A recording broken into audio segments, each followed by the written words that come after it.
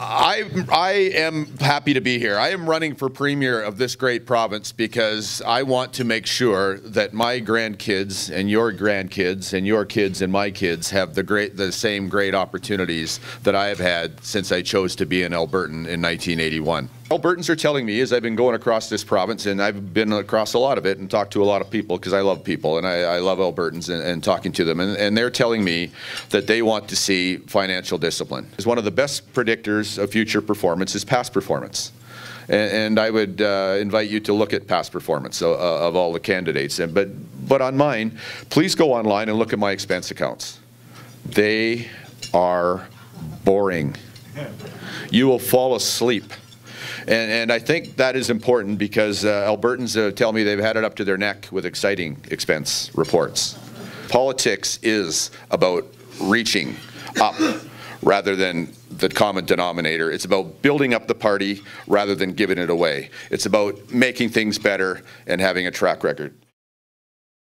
You know, I did a tour of duty in public service. I'm not a professional politician. I'm a private citizen who believes in public service. And I did a tour of duty. I served honorably in our federal parliament. I sat beside the Prime Minister for 6 years. He referred to my role in chairing the Operations Committee of Cabinet as being the Chief Operating Officer of the Government of Canada. But I left that life. I came back home to Calgary. Was a tour of duty. I'd promised my wife of 31 years, Karen, that it would be a tour of duty of 10 years, and we came home. And we've been leading our private lives in the same way that you have. We have 2 grandchildren that are the pride of our lives. But I have become disappointed. I have become disappointed over the last several years in terms of what I've seen in my province.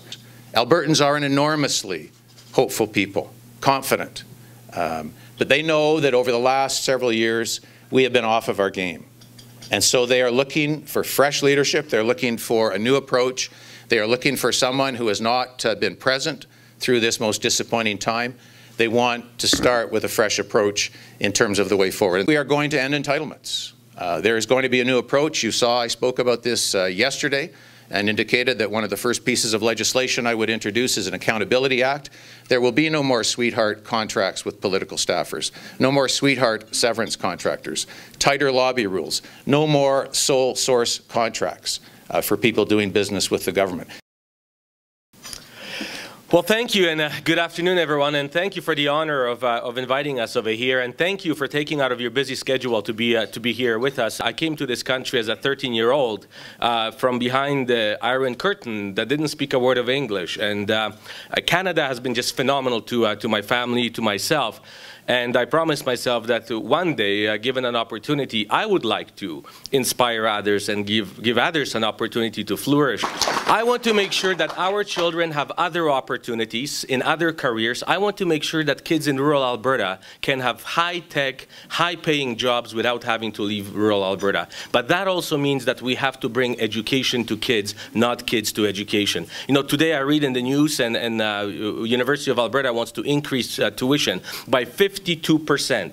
That is simply unacceptable.